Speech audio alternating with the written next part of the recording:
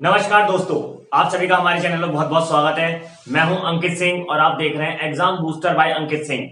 तो देखिए, आज का जो सेशन है आज का हमारा लेक्चर का टॉपिक है वो है G7 सम्मेलन, जो कि आपको पता है सभी को कि ये भी हाल ही में संपन्न हुआ सम्मेलन है। तो इसके बारे में हम कुछ बिंदुओं पर जो हमारे एग्जाम के लिए इंपॉर्टेंट है उन पर हम बात करेंगे।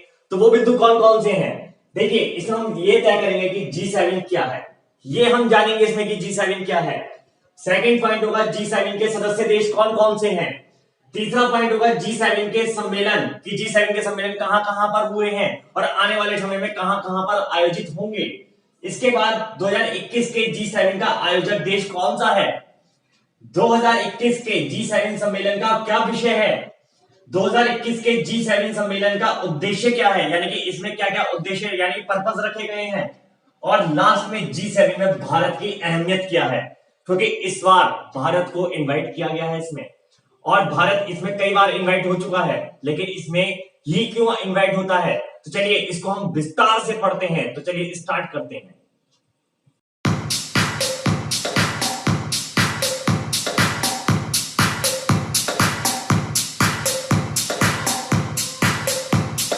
तो चलिए जानते हैं G7 के बारे में। तो देखिए G7 क्या है। तो G7 जो है विकसित देशों का समूह है, यानी कि वर्ल्ड की जो सबसे पावरफुल कंट्रीज हैं उनका ये समूह है। तो इसका नाम G7 इसलिए पड़ा है क्योंकि इसमें 7 देश शामिल हैं। इसको बोलते हैं ग्रुप ऑफ 8। 7 देश शामिल हैं, लेकिन इसमें एक संगठन भी शामिल है। तो चलिए इसको हम डिटेल से पढ़ते हैं। पहले हम इसका इतिहास जानते हैं। तो देखिए, मैंने लिखा है यहाँ पर G7 विकसित देशों का समूह है। इसकी स्थापना 25 मार्च 1973 को हुई थी, यानी 25 मार्च 1973 को इसकी स्थापना हुई थी, यानी कि इसकी शुरुआत हुई थी। और ये आपके एग्जाम के लिए इंपॉर्टेंट हो सकता है कि G7 की शुरुआत किस वर्ष हुई। तो याद रहेंगे 1973 को इसकी स्थापना हुई। ठीक है, अब जिस समय ये स्थापित किया गया यानी कि इसकी शुरुआत की गई, उस समय इसमें 6 देश शामिल थे। 6 देशों के साथ इसकी शुरुआत की गई, लेकिन जैसे जैसे टाइम बढ़ता गया 1976 यानी कि 1976 में इसमें कनाडा को शामिल किया गया। तब यहां पर हो गए 7 देश।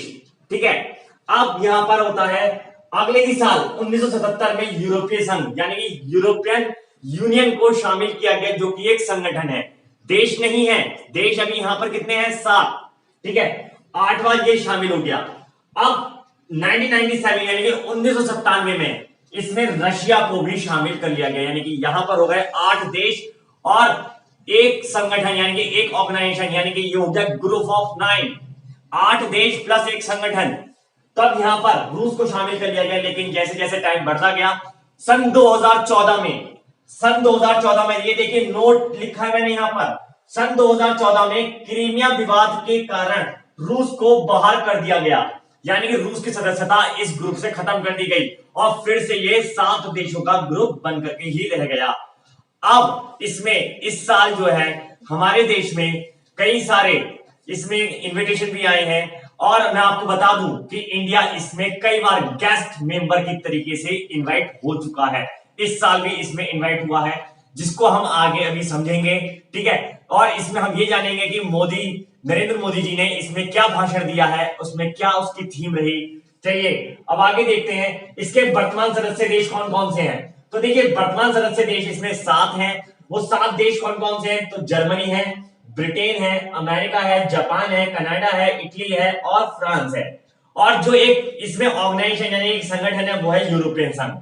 इस साल 2021 का जो सम्मेलन हुआ है वो कहां पर हुआ है? देखिए 11 जून से लेकर के 13 जून 2021 तक ये आयोजित किया गया। कहां पर किया गया? कार्निवाल ब्रिटेन में किया गया। कहां पर किया गया? कार्निवाल ब्रिटेन, यानी कि इसका आयोजक देश कौन सा हो गया? वो है ब्रिटेन। कौन सा आयोजक शहर हो गया? कार्निवाल। कौन सा वह सम्मेलन है? ये 47वां सम्मेलन है। क्वेश्चन आ सकता है आपसे एग्जाम में कि G7 सम्मेलन 2021 का संस्करण कौन सा है? तो वो है 47वां। या G7 का 47वां सम्मेलन कहां पर आयोजित किया गया? तो ऑप्शन होगा कार्निवाल।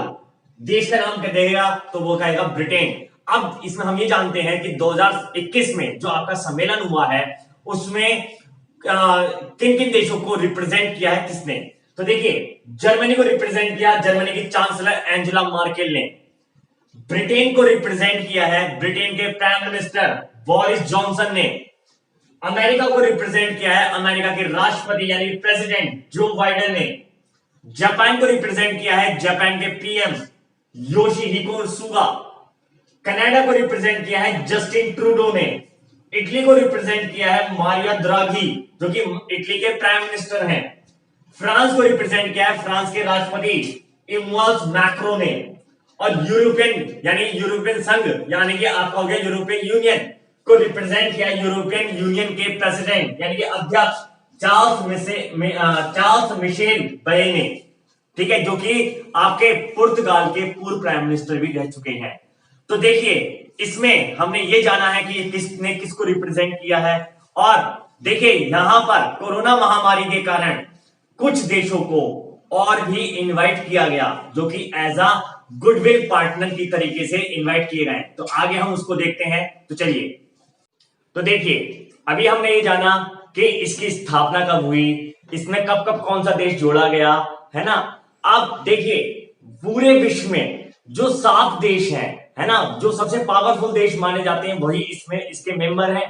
तो देखिए ये कोई भी बड़ा फैसला अगर लिया जाता है तो पूरे विश्व में ये 7 ही देश नहीं उसको एक्सेप्ट करा सकते सभी देशों को, है ना। तो इसीलिए इसमें जो और भी कंट्रीज हैं उनको भी गेस्ट कंट्रीज के रूप में यहां पर बुलाया जाता है। वो गेस्ट कंट्रीज कौन कौन सी हैं?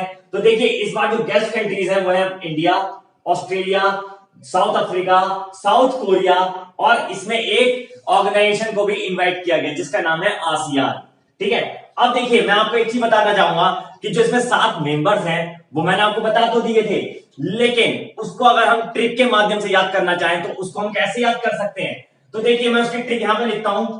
उसकी ट्रिक है बेटा juice with GF. Juice with GF. देखिए जे से है जापान, यू से है यूएसए, आई से है यहां पर इटली, सी से है यहां पर कनाडा, ई से है इंग्लैंड, इस विद को भूल जाओ। ठीक है, जी से है यहां पर जर्मनी और यहां पर एफ से है फ्रांस। ठीक है, तो इस तरीके से हमने इसके जो सदस्य देश हैं वो भी याद कर लिए हैं। अब यहां पर हमने बात करी थी गेस्ट, तो गेस्ट में कौन कौन आए? इंडिया, ऑस्ट्रेलिया और दक्षिण अफ्रीका, दक्षिणी कोरिया और आसियान। देखिए ये जो 7 देश हैं यहां पर ये लोग मौजूद हुए थे, यानी कि यहां पर ये लोग गए थे, लेकिन जो गेस्ट मेंबर्स हैं ये वर्चुअल तरीके से इस सम्मेलन में जुड़े। ठीक है, वैसे तो जाना था नरेंद्र मोदी जी को भी, लेकिन मिनिस्ट्री ऑफ एक्सटर्नल अफेयर्स यानी विदेश मंत्रालय ने कोरोना कोविड गाइडलाइंस के कारण उनका दौरा रद्द कर दिया। तो यहां पर नरेंद्र मोदी जो जुड़े हैं वो किसके माध्यम से जुड़े हैं? वर्चुअल तरीके से जुड़े हैं। तो देखिए इसमें हम बात करते हैं सम्मेलन की। ये सम्मेलन कब कब कहां पर हुए? तो देखिए सम्मेलन कहां पर हुए? 2019 में हुआ फ्रांस में। ये मैंने आपको इसलिए बताया है क्योंकि 2014 में नरेंद्र मोदी जी की सरकार बनी थी पहली बार, और 2019 में इसमें हमारा देश पहली बार गुडविल पार्टनर की हैसियत से इनवाइट किया गया था, जिसको रिप्रेजेंट करने गए थे वहां पर नरेंद्र मोदी जी। ठीक है, तो यहां पर 2019 में फ्रांस में हुआ जो कि 45वां सम्मेलन था, और इसमें 2020 में यूएसए में होना था जो कि 46वां सम्मेलन था, लेकिन कोविड गाइडलाइन के कारण इसको रद्द कर दिया गया, यानी कि ये सम्मेलन आयोजित नहीं हुआ। ठीक है, तो देखिए इसका ये सम्मेलन आयोजित क्यों नहीं हुआ? तो वो कोविड-19 के कारण ये रद्द कर दिया गया। 2021 में अभी कहां पर हो रहा है? वो हो रहा है ब्रिटेन में। कहां पर? कार्निवाल ब्रिटेन में हो रहा है, और ये सेकंड टाइम है जब यहां पर एज अ गेस्ट के रूप में नरेंद्र मोदी जी को इनवाइट किया गया है। तो क्वेश्चन हमारा यहां पर यह बन सकता है कि नरेंद्र मोदी अब तक G7 में कितनी बार भाग ले चुके हैं? तो याद रखेंगे 2 बार, पहली बार 2019 और सेकंड टाइम 2021। 2019 में वो वहां पर गए थे फ्रांस में, लेकिन 2021 में कोविड-19 प्रोटोकॉल के कारण उन्होंने वर्चुअल तरीके से यहां पर एक हिस्सा लिया है, और पूरे विश्व को एक बहुत ही अच्छा मंत्र दिया है जिसका नाम है वन अर्थ वन हेल्थ। इसका अर्थ है कि हमारे सामने कोई भी आपदा आ जाती है, कोई भी महामारी आ जाती है, तो हमें उससे कैसे निपटना है। और इसका सभी सातों देशों ने समर्थन भी किया है। इसका समर्थन करने वाला सबसे पहला देश जो है वो है फ्रांस। तो चलिए आगे देखते हैं। हम 2021 में ब्रिटेन हो गया, 2022 में जर्मनी में होना है। यानी कि देखिए जो चीज डिक्लेयर हो चुकी है वो हमारे वनडे एग्जाम में आ सकती है। तो 2022 का सम्मेलन कहां पर होगा? जर्मनी में होगा। और जर्मनी में होने वाला सम्मेलन कौन से नंबर का होगा? 48वें नंबर का होगा। तो क्वेश्चन हमारा ये भी आ सकता है कि G7 का 48वां सम्मेलन कहां पर आयोजित होगा? तो आंसर होगा जर्मनी। चलिए नेक्स्ट देखते हैं 2023 में होगा जापान में। जापान में कौन से नंबर का होगा? 49 यानी कि 49वां। चलिए नेक्स्ट देखते हैं 2024 में कहां पर होगा? होगा इटली, जो कि होगा 50वां। अब हमारा क्वेश्चन ये भी आ सकता है कि G7 का 50वां सम्मेलन कब आयोजित किया जाएगा? तो याद रखेंगे 2024 कहां पर आयोजित किया जाएगा? वो किया जाएगा इटली में। चलिए अब देखिए, जब इस बार ब्रिटेन ने इसकी मेजबानी की है, यानी कि होस्ट देश कौन सा है? वो है ब्रिटेन। और होस्ट शहर कौन सा है? वो है कार्निवाल। अब देखिए ब्रिटेन ने इस पर भैया बात करने के लिए 4 अहम उद्देश्य रखे हैं कि हम किस किस चीज पर वार्ता करेंगे। तो देखिए उद्देश्य देख लेते हैं। पहला है कोरोना वायरस, यानी कोरोना वायरस से हम कैसे निपटेंगे। ये सातों देशों ने मिलकर के मीटिंग करी है और जो गेस्ट मेंबर्स हैं उनसे भी सलाह ली है, जिसमें इंडिया की बात रखी गई है और सभी देशों ने उसका समर्थन किया है कि हम उसको वैक्सीन लगवाने के बाद ही उसको हम हरा सकते हैं और आने वाली जितने भी आपके पैंडेमिक हैं उनको हम उनसे कैसे हम निपट सकते हैं। ठीक है, तो देखिए पहला है कोरोना वायरस। और कोरोना वायरस के लिए यहां पर चाइना को सभी देशों ने निशाना बनाया है, क्योंकि चाइना से ही कोरोना वायरस की शुरुआत हुई थी, वुहान शहर से। और इसमें जो है WHO से सिफारिश की गई है कि कोरोना वायरस की दोबारा से जांच की जाए, जिसमें सभी देशों ने समर्थन भी दिया है। और यहां पर मैं आपको बता दूं कि कोरोना वायरस से लड़ने के लिए अमेरिका ने भारत को 80 बिलियन वैक्सीन देने का आश्वासन भी दिया है। यानी कि अमेरिका इंडिया को 80 बिलियन वैक्सीन देगा, जिससे हमारा जो 18+ एज ग्रुप वाला जो क्राइटेरिया है वो पूरी तरीके से सिक्योर हो सकता है कोविड-19 से। तो चलिए अब अगला देखते हैं खुला व्यापार। खुला व्यापार यानी कि आपका ओपन ट्रेड्स में ये कहा गया है कि जैसे कोई भी पैंडेमिक आती है तो उसकी वैक्सीन बनाने के लिए हमें बहुत सारा रॉ मटेरियल्स की जरूरत पड़ती है, और बहुत सारा रॉ मटेरियल्स की जब जरूरत पड़ती है तो उसका व्यापार करने के लिए सभी देशों को एक दूसरे की हेल्प करनी चाहिए। और इसमें WTO को भी ये कहा गया है कि आप इसमें कुछ नियम अपने चेंज कर लो जब तक कि कोविड-19 आपका टाइम पीरियड चल रहा है। तो चलिए खुला व्यापार समझ में आ गया। जलवायु परिवर्तन, तेजी से आपने देखा होगा कि मौसम में जो परिवर्तन होते हैं उसको और कैसे रोका जा सकता है ग्लोबल लेवल पर।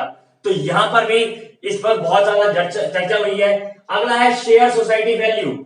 इसमें यह कहा गया है कि हम अपने देश को और बढ़ावा देने के लिए दूसरे देशों से कैसे उनकी चीजों को एक्सेप्ट करेंगे। तो यहां पर इन चारों वैल्यू पर हमारी वार्ता हुई है। और इसमें नरेंद्र मोदी जी ने जो आपका एक अहम मंत्र दिया है वो कौन सा दिया है? वो दिया है वन अर्थ वन हेल्थ।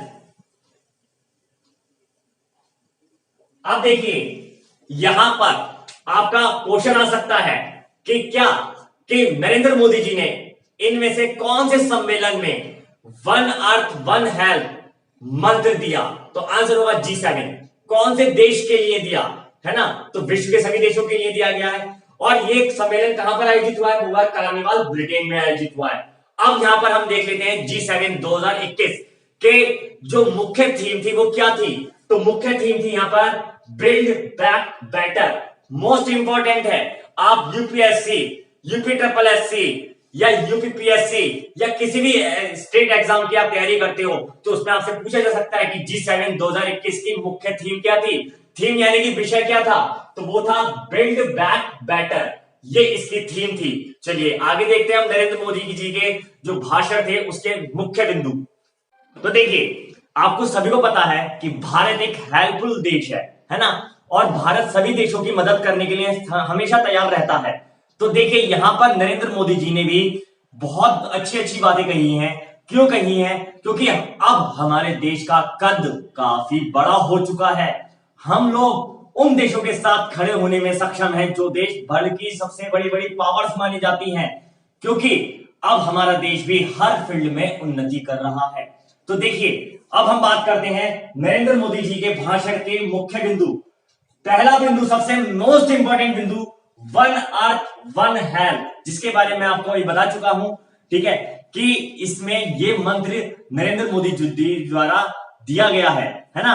तो वन अर्थ वन हेल्थ का मीन्स है कि अगर कोई भी आपदा वगैरह आती है या कोई भी पैंडेमिक आता है तो उससे हमें कैसे निपटना है, इसके लिए हम हर समय तैयार रहेंगे, लड़ने के लिए, उसको खत्म करने के लिए हम तैयार रहेंगे, ठीक है। नेक्स्ट आता है, और उन्होंने यह आग्रह किया है कि सातों देश जो इसके मेंबर्स हैं G7 के, उन सभी देशों को सपोर्ट करने का आग्रह किया है कि आप सभी लोगों को सपोर्ट करना है, ठीक है, कि अगर किसी भी देश में कोई भी आपदा आती है तो आप हर समय तैयार रहेंगे, व्यापार से रिलेटेड कोई भी आपदा आती है तो आप तैयार रहेंगे, ठीक है। इसी तरीके से हर आपदा में भारत ने सभी देशों की मदद करने का आश्वासन दिया है। तो ये थे नरेंद्र मोदी जी के भाषण के कुछ इंपॉर्टेंट बिंदु, ठीक है, जो कि आपने देख लिए हैं। और अगर आपको ये वीडियो अच्छा लगा हो तो आप इसे लाइक कीजिए, अपने दोस्तों के साथ शेयर कीजिए, और अगर अभी आप तक हमारा चैनल सब्सक्राइब नहीं किया है तो इसे जल्दी से सब्सक्राइब कर लीजिए, जिसका नाम है exam booster bye Ankit Singh. इन सभी चीजों का आपको अगर पीडीएफ या टेक्स्ट फॉर्म में कंटेंट चाहिए तो आप हमारा टेलीग्राम चैनल भी ज्वाइन कर सकते हैं, तो जिसका नाम है आपका exam booster bye Ankit Singh, जिसका लिंक मैंने इस वीडियो के डिस्क्रिप्शन में दे दिया है। जल्दी से आइए, जल्दी से ज्वाइन कीजिए, और आप हमें कमेंट बॉक्स में जरूर बताइएगा कि आपको ये वीडियो कैसा लगा, ठीक है। तो चलिए मिलते हैं फिर एक अगली वीडियो में एक नए कंटेंट के साथ। जब तक के लिए नमस्कार, जय हिंद, जय भारत।